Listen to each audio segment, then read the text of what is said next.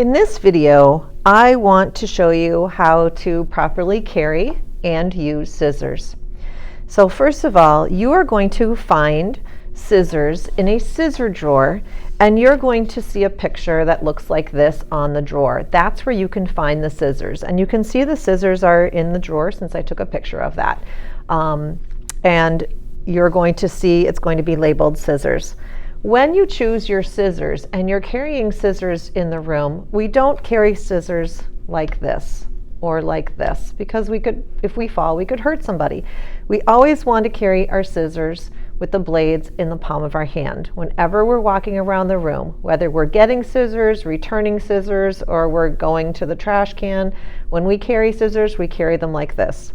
Now, when we're using scissors, this larger part of your hand, these 4 fingers go in the larger, and sometimes you might have 3 or 2, but that goes in there, and your thumb is going to go inside the small hole. That's how you're supposed to hold the scissors to make them work.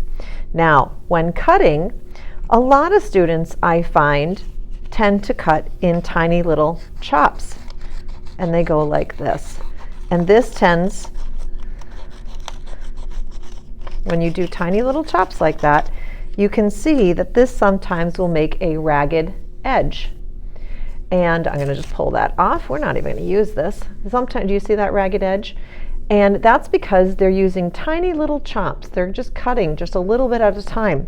When you are cutting with scissors, you need to use big alligator chops, big all the way through to the end. So if I go like this, I'm going to use big alligator chops all the way to the end. Then I'm going to open all the way to the end. And if you're turning your paper, what you do is you start here and then you use the other hand and you turn the paper, and you can turn your scissors to get a curve.